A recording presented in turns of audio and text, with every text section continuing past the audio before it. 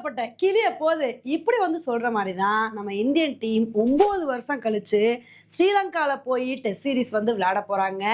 இந்த test series எப்போ start ஆகுது அப்படின்னு தானே கேக்குறீங்க. நம்மளோட independence day August 15th first test start ஆகுதுங்க. August 15 to August 19 first test match. அதுக்கப்புறம் ரெண்டாவது டெஸ்ட் மேட்ச் ஆகஸ்ட் 23ஆம் தேதியிலேருந்து ஆகஸ்ட் 27ஆம் தேதி வரைக்கும் நடக்குது. இதை சொன்னோடனே ஒரு சில பேர் கேட்கலாம், எப்பா இப்போ உள்ள நிலைமையில டெஸ்ட் மேட்ச்லாம் என்ன நமக்கு ரொம்ப முக்கியமா, இது என்னமோ பெரிய விஷயமா சொல்றீங்க அப்படின்னு தானே கேட்குறீங்க. நம்ம இப்போ இருக்கிற நிலைமைக்கு இந்த டெஸ்ட் சீரிஸ் நமக்கு ரொம்ப முக்கியங்க. ஏன்னா வேர்ல்ட் டெஸ்ட் சாம்பியன்ஷிப்கான பட்டியலில் நம்ம 5வது இடத்துல பயங்கரமா திணறிட்டு இருக்கோம். இதுக்கான காரணம் என்ன அப்படின்னா, நம்மளோட சொந்த மண்ணிலே சவுத் ஆப்பிரிக்கா கிட்ட ரொம்ப மோசமா டெஸ்ட் சீரீஸ்ல தோத்துட்டோம். இப்ப இதனால இந்த டெஸ்ட் சீரீஸை நம்ம வின் பண்ணியே ஆக வேண்டிய கட்டாயத்துல இருக்கோம். இந்த 2 டெஸ்ட் மேட்சையுமே நம்ம வின் பண்ணா மட்டும்தான் நம்மளால பாயிண்ட்ஸ் டேபிள்ல நல்ல ஒரு பொசிஷனுக்கு வர முடியும். இல்லைன்னா ரொம்ப கஷ்டமா போயிடும். ஆனா ஸ்ரீலங்கால நம்ம அவ்வளோ ஈஸியா டெஸ்ட் மேட்சை வின் பண்ணிடலாம் அப்படின்லாம் சொல்லவே முடியாதுங்க.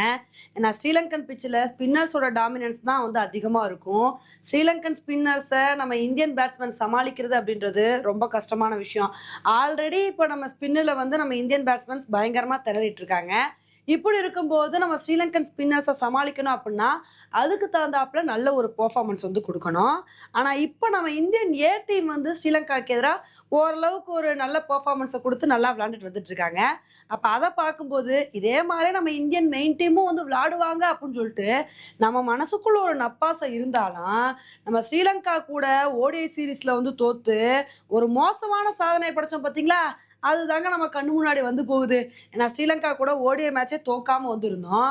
ஆனால் ஸ்ரீலங்காவில் போய் ஓடிஐ சீரீஸ் விளையாண்டு அவங்க கூட ஓடிஐ சீரீஸ் தோத்து 27 வருஷம் தோக்காம இருந்து நம்ம திரும்ப தோத்து ஒரு மோசமான சாதனை படைச்சிட்டோம்.